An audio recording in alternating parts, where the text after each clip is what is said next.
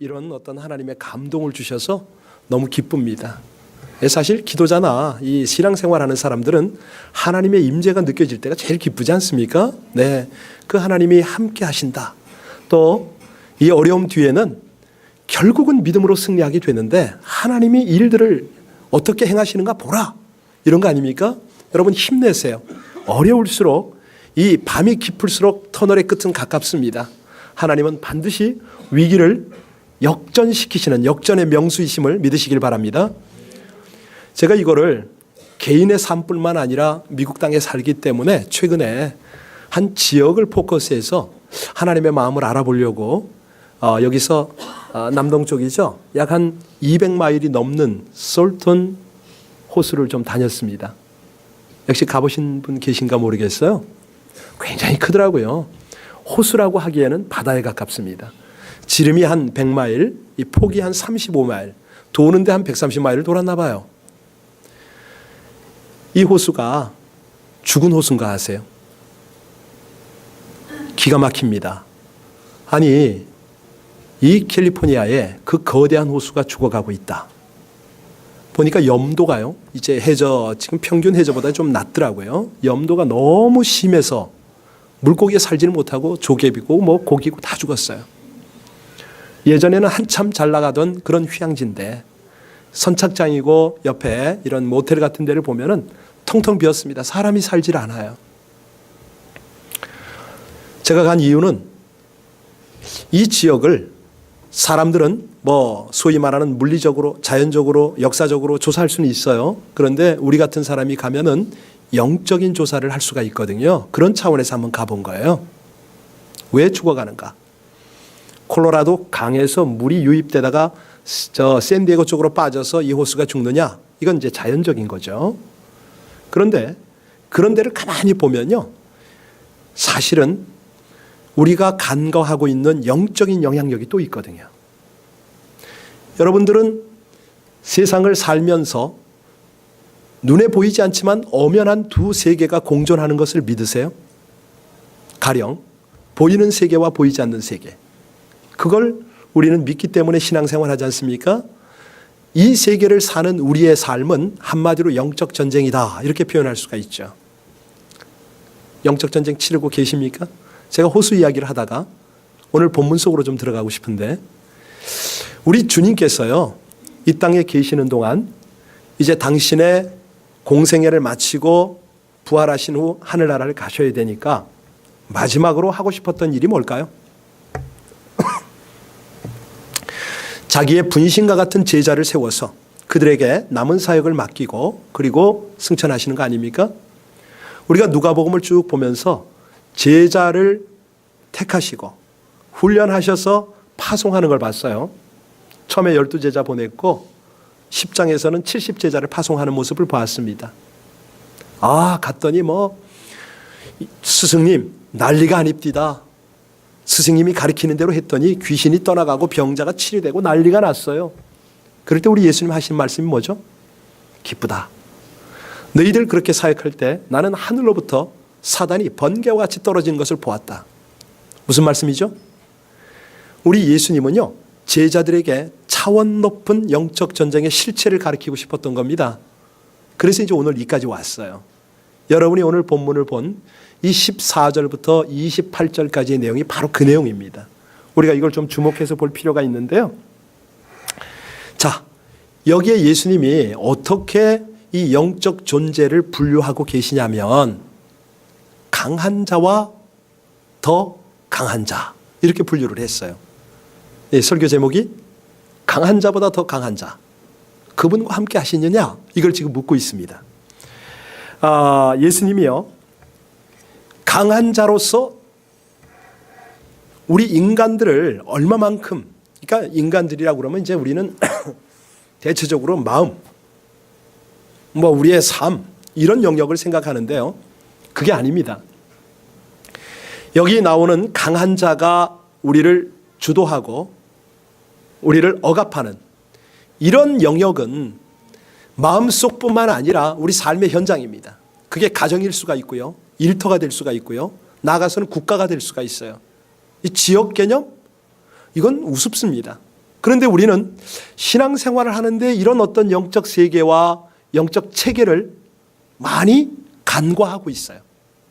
그래서 오늘 예수님이 이걸 가르치고 계신데 요한일서 3장 8절에 뭐라고 그러시냐면 죄를 짓는 자는 마귀에게 속하나니 마귀는 처음부터 범죄함이니라 하나님의 아들이 나타나신 것은 마귀의 일을 멸하려 하심이라. 우리 힘으로 마귀를 이길 수가 없습니다. 불안하게 해요. 두렵게 해요. 당장 일어날 일도 아닌데 염려, 근심, 걱정 절절절절 매게 합니다. 왜? 마귀는 우리보다 강하기 때문에 그렇습니다. 그러니까 우리의 생각, 우리의 삶, 우리의 관계 속에서 얼마든지 역사한다는 거죠.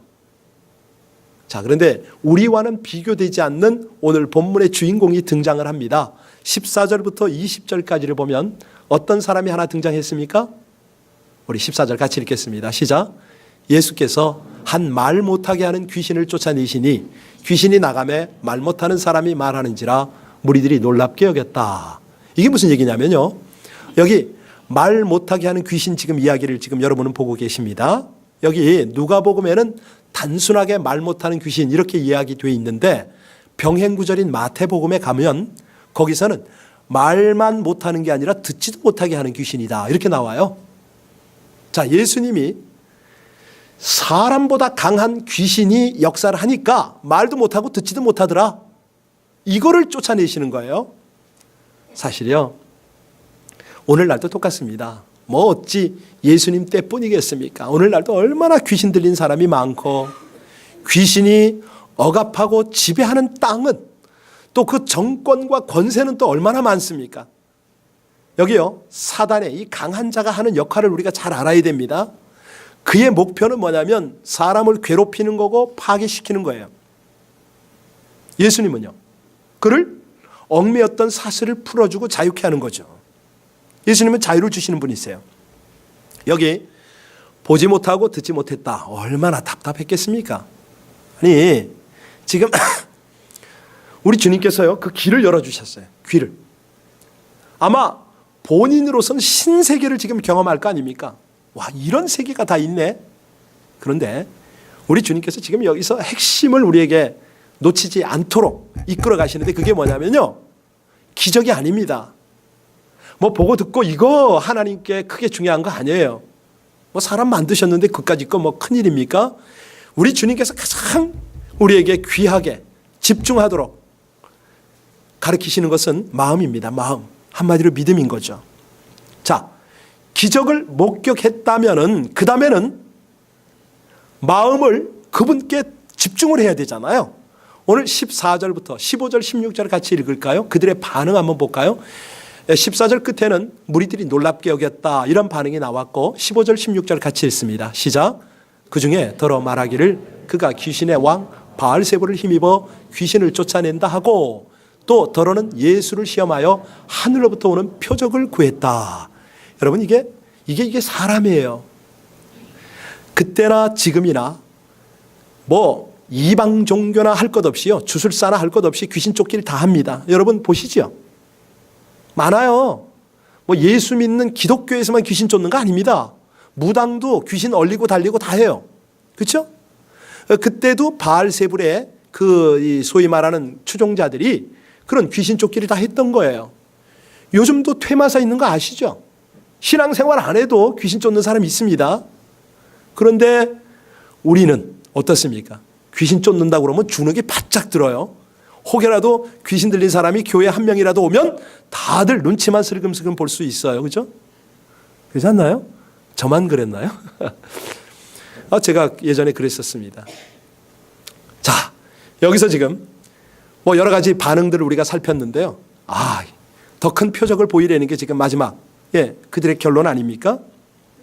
그래서 여러분들이 이제 내일 큐티하게 될 29절을 가서 보시면은 예수님이 하도 답답하니까 이 악한 세대를 향하여 내가 뭘 보여줘야 되겠느냐? 이걸 보고도 안 믿어? 그래서 요나의 표적을 말씀하시죠. 요나의 표적이 뭐죠? 물고기 뱃속에 들어갔다가 3일 만에 살아나는 거 아닙니까? 내가 그 표적을 보여줄게. 나 십자가에 달려서 죽을 거고 3일 만에 부활할 건데 그거 봐도 너희들이 믿겠니? 이 말씀하세요. 이게 예수님의 마음이에요. 그러니까 우리가 기적을 요구하고 하나님의 은혜를 찾고 그러는데 영적인 실체를 몰라요. 그 주소를 모르고 영적인 대비책을 모르는 거예요.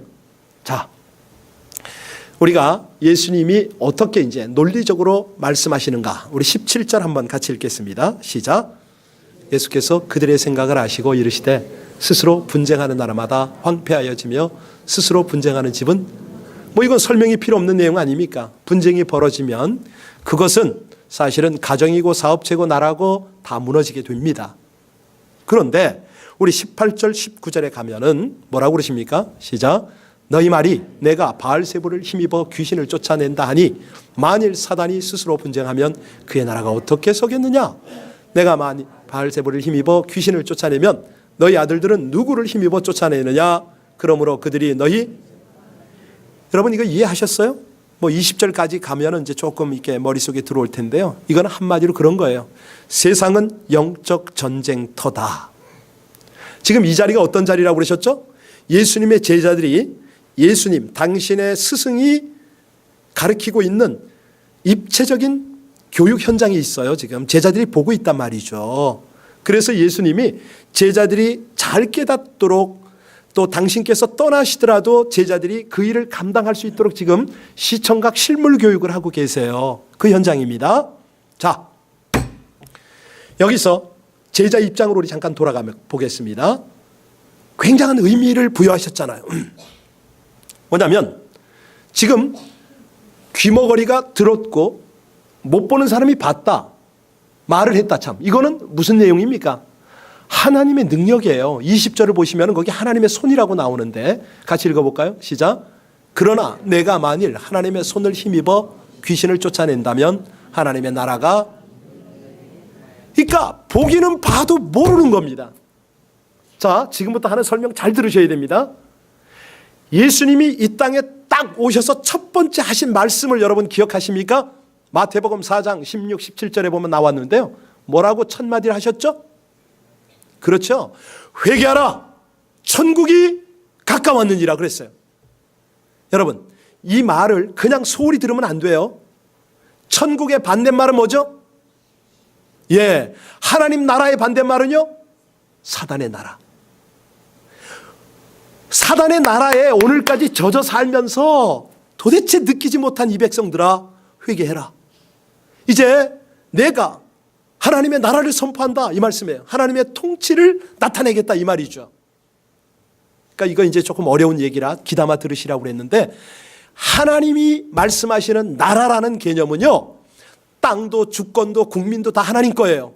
그런데 이 하나님의 땅, 하나님의 주권, 하나님의 나라, 하나님의 백성들을 그동안 사단이 다스렸다는 말입니다.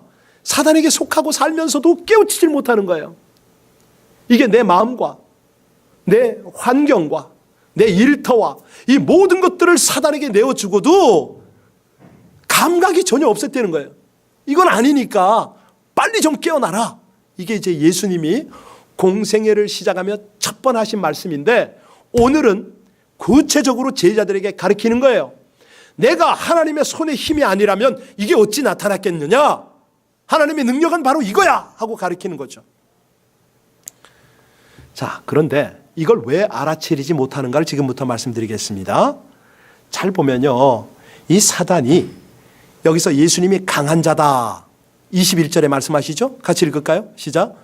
강한 자가 무장을 하고 자기 집을 지킬 때는 그 소유가 안전하되. 이게 이제 비유로 말씀하시는 거예요. 그런데 여기서 강한 자는 사단입니다. 사단이 사람의 마음을 지킵니다. 이게 무슨 말이냐?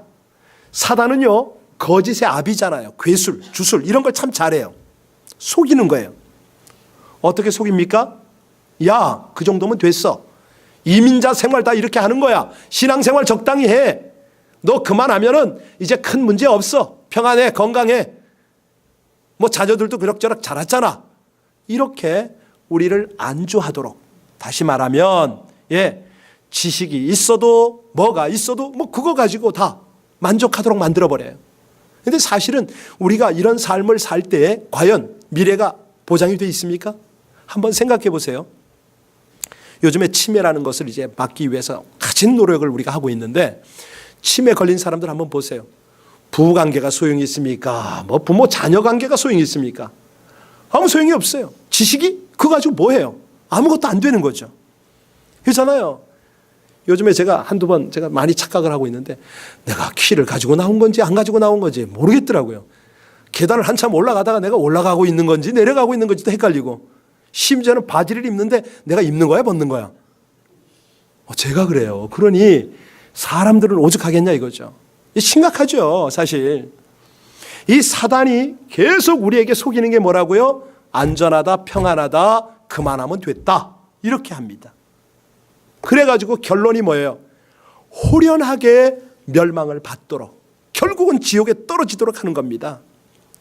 여기 귀신이요 하는 역할을 잘 이해하셔야 됩니다. 이 귀신은 이 강한 자로서 불신자의 마음을 자기 소유로 지배해버립니다. 이 불신자의 마음 속에 사단이 딱 역사를 하면은 어떤 일이 벌어지냐면, 하나님을 대적하게 만들어요. 그 눈으로 더럽고 추한 것을 찾아 헤매도록 만들어요. 그 손으로, 그냥 사단이 노예처럼 이 손을 사용하도록 만들어버립니다. 그 발은요, 사악하고 쾌락을 추구하는 그런 장소로 자꾸 가도록 이 발을 주장합니다. 이게 왜 그렇다고요? 사람보다, 불신자보다 강한 귀신이 그 속에서 역사하기 때문에 그렇다는 거죠. 이게요, 사람 마음뿐만이 아니라니까요. 내일 모레 우리가 3.1절을 맞이하게 되잖아요. 한 민족과 나라를 그렇게 완전히 속박해버립니다. 3.1운동, 역사적으로 무슨 의미를 부여합니까? 나라의 광복을 위해서 3.1 독립선언문을 외치고, 대부분 우리 크리스천들이었죠. 그렇게 기도하고, 일제의 식민지에서 너무 억압받고 착취받았잖아요. 젊은이들 많이 끌려갔습니다. 꽃다운 소녀들 끌려가서 지금도 위안부 때문에 후유증 겪고 있잖아요. 이거예요. 이 사단이요, 불신자의 마음을, 그 일본 사람들의 마음을 그렇게 지배해버리니까 결론은요, 한 나라, 한 민족을 다 망가뜨립니다. 우리 이거 깨달아야 되거든요. 그러니까 보이지 않는 영적 실체의 영향력, 이거 알아야 됩니다. 자, 이게 이제 사단이, 강한 자가 다스리는 사람의 상태고, 이제 비어있는 상태가 또 있어요. 사단이 간섭을 안 하는 사람이 있어요. 24절에 보면 그 내용이 나오는데 같이 읽을까요? 시작. 더러운 귀신이 사람에게서 나갔을 때에 물 없는 곳으로 다니며 쉬기를 구하되 얻지 못하고, 이에 이르되 내가 나온 내 집으로 돌아가리라 하고, 이거는 사단이 그 사람 마음에서 나온 상태입니다. 꺼집어낸 게 아니고 사단 스스로 나왔어요. 그때의 이 사람의 상황은 어떻다고요? 정신이 돌아와요. 내가 왜 이렇게 살고 있지? 이게 웬 상황이야? 과거의 잘못이 떠올라요. 정리할 줄 압니다. 또 좋은 책을 접을 줄 알아요. 마음의 양식 삼는 거죠. 빌린 돈 때문에 괴로워하다가 갚기도 하고요. 잘못한 사람에게 용서를 구하며 인간관계를 회복을 합니다. 윤리도 개선하고, 아유 내가 술 담배 줄이고 끊어야지, 이까지도 가요. 그런데 이까지는 가지만 결국은 뭐냐면, 마음을 비우는 상황까지밖에 못 갑니다. 수양이라고 그러죠. 이거는요, 종교인도 하지만 안 믿는 사람 다 해요. 여기 그 LA에 보면은 어떤 그 책자가 있는데, 마음 수련회인가 뭔가 있더라고요. 마음을 비운다, 깨끗하게 한다. 여러분 그게 다일까요? 절대 그렇지 않습니다. 중요한 거 제가 가끔 말씀드리지만, 불교에서 수행을 할 때요, 면벽 3년이라는 수행을 합니다. 벽을 바라보고 3년 동안 돌을 닦아요. 성철 스님 8년 동안 아무도 가까이 오지 못하게 철조망 쳐놓고 혼자 있었어요. 아니 그분은 누워서 자지도 않았어요. 왜요? 비우려고요. 뭘요? 마음을 비우려고요. 근데 중요한 건 우리 기독교는 그게 중요한 게 아닌 거죠. 아니 명상, 참선, 그까지 가면 그래서 어쨌다는 거예요. 중요한 건 그거 아닙니까? 비워서는 소용없어요. 왜? 원래 이 강한 자가요, 다시 또 들어오면 방법이 없는 거예요. 우리가 가끔 그 얘기 듣잖아요. 크리스천 중에서 자기가 자기 입으로 나 예수 믿었다, 만났다, 뭐 이런 사람이 감옥에서 나올 때 새 사람 돼서 나오잖아요. 근데 잠시 후 보면 어떻게 됩니까? 더 큰 도둑질이에요. 국제적으로 망신살 뻗치는 그런 사람도 있었잖아요. 왜 그렇습니까? 마음을 비웠긴 했는데 그 비워진 마음을 제대로 다스리지 못한 거죠. 강한 자가 또 들어온 거예요. 그 내용을 우리 25절 26절에서 있습니다. 자, 같이 읽겠습니다. 시작. 가서 보니 그 집이 청소되고 수리되었거늘 이에 가서 저보다 더 악한 귀신 7을 데리고 들어가서 거하니 그 사람의 나중 형편이 저보다 더 다시 말씀드립니다. 우리가 귀신이 떠나갔을 때요, 그 마음을 비우는 것까지 굉장히 중요해요. 그거 필요합니다. 그런데 소재되고 수리되어서 깨끗하게 리모델링 된 그 집에 아니 귀신 혼자 들어가기가 아까워서 다른 친구를 데리고 들어간다는 거 아닙니까? 굉장한 거죠 이거. 그래서요 우리에게 채워져야 되는 것이 있으니 그것이 뭐라고요? 예수 그리스도입니다. 그 빈 마음에 성령을 채우셔야 돼요. 말씀을 채우셔야 돼요. 성경을 한 자라도 더 읽어서 이 묵상을 해서 말씀의 지배를 받아야 되는 거예요. 왜? 그럴 때 바로 더 강한 자가 우리를 지배하니까 강한 자는 못 들어온다 이 말이죠. 예수님이 그걸 지금 강조하는 겁니다. 그래서 여기 22절에 보면요 바로 그 내용을 우리에게 깨닫도록 하시는 건데 22절 시작. 더 강한 자가 와서 그를 굴복시킬 때에는 그가 믿던 무장을 빼앗고 그의 재물을 무장해제시킵니다. 누구를? 사단을, 귀신을. 그리고 그가 가지고 있던 모든 것들을 다 전리품으로 삼아버린다 이거죠. 중요한 것은 강한 자입니다. 어떻게 해야 그러면 이 강한 자가 내 마음에 오시는가? 어떻게 해야 우리가 지금요 하나님의 택함을 받아 구원을 받은 백성이에요. 근데 문제는 이걸 어떻게 알 수 있냐 이거죠. 알아야 확신이 생겨야 그 백성다운 삶을 살잖아요. 어떻게 알 수가 있습니까? 내 마음에 예전에 강한 자보다 더 강한 예수 그리스도가 오셨다는 걸 어떻게 알 수 있냐고요. 답은 간단합니다. 내 안에 전쟁이 일어나는 걸 보면 알 수가 있어요. 내 안에 전쟁이 일어나는 것. 과거에 죄 좀 지어도 평안하다 하는 사람이 예수님 마음에 찾아오면 전쟁이 일어납니다. 내가 잘못 살았구나. 아이고 이거 나 때문에 하나님께서 고통당하시는구나. 이런 느낌이 오는 거죠. 저는 어제 저녁에 바로 이거를 경험을 했지 않습니까? 어제 그냥 낮에 저녁인가요? 박모 권사님이 저한테 겁을 주더라고요. 목사님, 난요 이번 감기 한 달 앓았는데요 밤에 기침하느라고 잠을 못 잤어요. 잠이 안 와요. 내가 그 얘기를 듣고 집에 들어갔는데 기침이 나오기 시작하는 거예요. 속으로 걱정이 돼서 나 잠 못 자면 어떡하나, 내일 목소리 안 나면 어떡하나 혼자 걱정하다가 갑자기 설교가 떠오르는 거예요. 이 강한 자를 쫓아내는 더 강한 자가 내 안에서 역사하시면 나는 편해지리라. 이게 딱 오는 거예요. 당 누워서 기도를 했죠. 강한 자 되시는 예수 그리스도여, 내 감기를 주장하여 주옵소서. 어떻게 됐을까요? 잠시 후에 제가 기절해 버렸어요. 그냥 몰라요. 새벽에 깼어요. 여러분 강한 자 의지하시기를 주의 이름으로 축원합니다. 여기 22절에 분명히 말씀하시잖아요. 그의 재물을 나누고 뺏고 이긴다 말씀하셨잖아요. 우리 마음을 그렇게 주장하시는 분이십니다. 자, 그러면 여기서 핵심이 뭐냐? 이렇게 강한 자와 더 강한 자가 전쟁을 할 때 우리가 할 일이 뭐냐 이거죠. 내가 맡은 일이 뭐냐? 그게 23절입니다. 같이 읽을까요? 시작. 나와 함께하지 아니하는 자는 나를 반대하는 자요, 나와 함께 모으지 아니하는 자는 해치는 자니라. 그러니까 우리는 지금 인생을 살아가는데요, 공중권세 잡은 악한 영, 더 높은 권세로 이 악한 영을 다스리는 우리 하나님, 그 사이에 끼어서 우린 살고 있어요. 물론 우리 예수님이 오셔서 창세기 3장 15절 말씀처럼 여자의 후손이 와서 뱀의 사단의 머리를 밟았다. 이미 사단이 길을 못 써요. 몸만 꿈틀꿈틀하고 우리가 그 몸 꿈틀대는 걸 보면서 두려워할 뿐이죠. 근데 그 사이에 살기 때문에 우리가 해야 할 일이 있어요.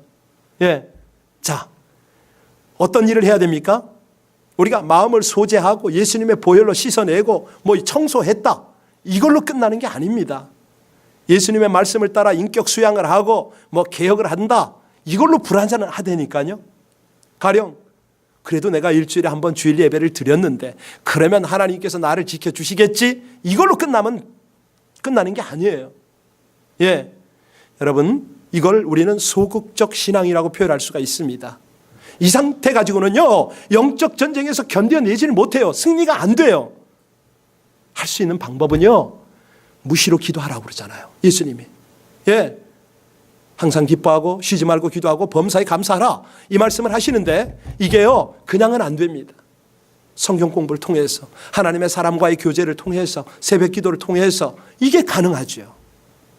그래서 23절 말씀이 바로 그 말씀입니다. 나와 함께 하지 않는 사람은 반대하는 자다. 우리 주님과 함께 하라는 거예요. 그렇지 않으면 어차피 사단에게 속해서 살아갈 수밖에 없다는 것입니다. 다시 말씀드립니다. 신앙에 적극성을 가져라, 열정을 가지라는 거죠. 기도 적극적으로 해야 됩니다. 예, 하나님, 제가 성령에 사로잡히고 성령의 은사를 따라 하나님의 나라 이 땅 가운데 나타내길 원합니다. 바로 이거예요. 이렇게 살아갈 때에 하나님이 도우세요. 1945년 8월 15일이 무슨 날입니까? 와, 예, 느닷없이 물으니까 대답이 안 나오시잖아요. 광복절입니다. 이 광복절의 뜻이 뭐죠? 한자 풀어보실까요? 빛광자에 회복할 복자예요. 무슨 뜻입니까? 어둠에 갇혀 살던 백성에게 빛이 비쳤다, 뭐 이런 뜻 아닙니까? 빛이 회복되었다. 이게 광복절이거든요. 3.1절의 독립운동을 하고 그렇게 부르짖었지만, 예, 이거를 우리 민족이 해낸 게 아니에요. 사실은 미국과 영국과 중화민국, 더 나아가서는 소련, 이런 나라들이 연합국을 형성해가지고 그 조약들을 몇 개 했잖아요. 그리고 그 조약들의 결과지만, 예, 뭐 물론 일본의 히로시마에 원폭이 떨어지기도 했지만 일본이 무조건 항복을 한 게 8월 8일이에요. 그러고 나서 우리나라가 15일 날 해방이 된 겁니다. 다시 말씀드립니다. 우리가 기도하고 하나님께 은혜를 구하면 하나님은요, 열방과 민족을 동원해서 하나님의 역사를 펼치신다, 이 말입니다. 그 역사가 일어나는 거예요. 저는 그걸 믿어요. 지금요, 트럼프가 행정명령, 뭐 여러 가지 우리 조국의 상황, 이런 것들은 우리 기도하는 자들을 통해서 더 큰 역사를 이루기 위한 하나님의 전처전임을 믿으시기 바랍니다. 믿으셔야 돼요. 전 반드시 역사가 일어날 거예요. 믿음의 사람들이 이제 반응을 해야 돼요. 근데요, 이 반응이 그냥 하는 건 아니고요. 예, 그 오늘 일부 때 3.1절 노래를 제가 불렀지 않았겠습니까? 3.1절 노래 혹시 아세요? 여기 모르는 분들 많은데 아셔야 됩니다. 특히 이민자가요, 우리 조국의 정체성, 민족의 정체성 모르면 안 됩니다. 한번 띄워보세요. 3.1절 노래. 예, 그렇죠. 아는 게 중요하고요, 부르는 건 더 중요합니다. 뜻을 이해하는 건 말할 것도 없고요.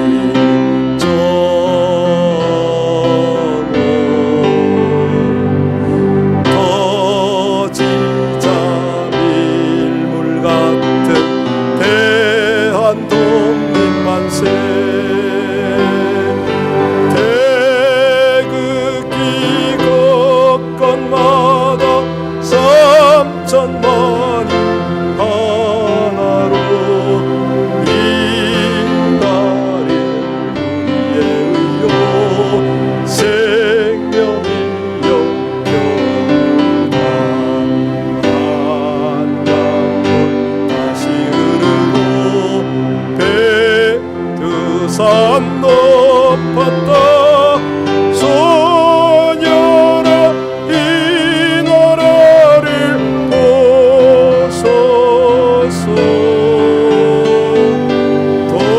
동포야 이 나를 길이 빛내자. 너무 훌륭하세요. 잘하셨습니다. 이 역사와 민족과 모든 나라를 주관하는 분이 하나님이세요. 아니, 우리가 이 노래를 예배 시간에 꼭 불러야 되느냐? 여러분, 보이지 않는 하나님의 역사를 우리가 인정해 드리는 거 아니에요? 하나님이 하셨습니다. 이걸요 놓치지 마세요. 우리 삶의 현장마다 가장 복 있는 사람이 누구냐면 오늘 27절에 그렇게 말을 합니다. 사람은 27절에 보세요. 같이 읽을까요? 시작. 이 말씀을 하실 때 무리 중에서 한 여자가 음성을 높여 이르되 당신을 뵌 태와 당신을 먹인 저지? 예, 예수님의 어머니가 복이 있답니다. 마리아가 복이 있다고 얘기를 해요. 정말 그럴까요? 예수님이 하시는 말씀이 중요하죠. 예수님이 뭐라고 그러십니까? 같이 28절 시작. 예수께서 이르시되 오히려 하나님의 말씀을 듣고 지키는 자가 그렇잖아요. 바로 이건 거예요. 하나님의 말씀을 듣고 지키고 이 영적 전쟁의 세상에서 분명히 하나님 나라를 살아가는 자가 복이 있다 이 말씀이거든요. 여러분 오늘 이 설교를 듣고 돌아가셨어요. 최소한 삶에 적용을 하셔야 되는데 우리 삶의 현장에 어려움이 있고 답답함이 있고 뭔가 눌림이 있다면 거기에 영적 실체를 주님께 보여달라고 기도하셔야 됩니다. 아니 이 상황 가운데 하나님의 통치가 일어나게 해달라고 기도해야 돼요. 우리가 잘 알지 않습니까? 북한 땅 38선 넘어 저 중국의 도문과 그러니까 압록강과 두만강 아래 여기 보면요 산하가 저주를 받았어요. 작물이 되질 않아요. 왜요? 우상을 섬기고 김일성 우상하가 온 나라를 저주받게 해서 망쳐버렸기 때문에 그 땅에 뭐가 되질 않아요. 이런 것들이 영적 영향력입니다. 우리가 이런 걸 보면요 하나님 말씀하시잖아요. 어떻게 그 땅을 회복한다고요? 역대하 7장 14절에 말씀하셨잖아요. 내 민족이 회개하여 그 땅의 회복을 구하면 하나님께서 그 땅을 고치신다고 그러잖아요. 고치신다. 이거예요. 이게 무슨 얘기냐면요. 사단의 통치를 받고 있으면서도 모르니까 이거 어쩌면 좋으냐 이거죠. 회복하셔야 됩니다. 누가요? 더더욱 강한 자가 오셔서 강한 자를 결박하고 그를 물리치셔야 됩니다. 그런데 그 일을 누가 합니까? 우리가 합니다. 어떻게 합니까? 예, 하나님의 말씀을 듣고 지킨다. 그 방법으로 하는 겁니다. 여러분 예수님이 이 땅에 오셨을 때 그 순간부터 하나님의 나라가 강력히 임하게 되었다고 그랬죠. 사단의 나라가 흔들리고 무너지기 시작했다고 그랬습니다. 자, 그래서 지금 우리가 하는 것은요 더 강한 자를 초청하는 일입니다. 내가 귀신 쫓지 못합니다. 내 안에 더 강한 자로 계신 주님을 의지하는 겁니다. 그분으로 말미암아 선포하는 게 우리의 할 일입니다. 악한 사단아, 우리에게 두려움을 가져오느냐? 우리가 얽매이도록 하느냐? 좌절하고 낭망하도록 하느냐? 모든 사업과 관계가 깨어지도록 하느냐? 내가 너보다 더 강한 자를 의지하여 지금 명하노니 떠나갈지어다. 명령하셔야 돼요. 그냥 명령하면 안 됩니다. 조건은 뭐냐면 회개를 통해서. 아시겠죠? 거기 하나님이 들어오시도록 해야죠. 그냥 입만 발리해가지고 그냥 하면 안 되고요. 예. 하나님, 제가 주님을 온전히 의지 못했던 그런 날들 회개하고 영적인 세계 알지 못했던 것 회개합니다. 인정합니다. 모셔드립니다. 환영합니다. 이제 통치하시옵소서. 더 강한 자이신 우리 주님께서 한량없는 사랑과 능력으로 이 모든 것들을 다스려 주옵소서 하실 때에 여러분 마음뿐만 아니라 가정과 환경과 일터와 우리 조국과 미래가 하나님의 거룩한 통치 속에서 영광을 나타내게 될 줄로 믿습니다. 우리 함께 기도할까요? 가장 강한 분, 그분을 우리가 온전한 믿음으로 모실 수가 있습니다. 하나님은 우리에게 말씀하십니다. 날마다 영적으로 강하게 서가는 연습과 훈련을 쌓으라고 말씀하십니다. 우리 안에 강한 믿음으로 하나님의 은혜를 더욱 체험하라고 말씀하십니다. 우리 함께 다 같이 간절히 기도 올리겠습니다.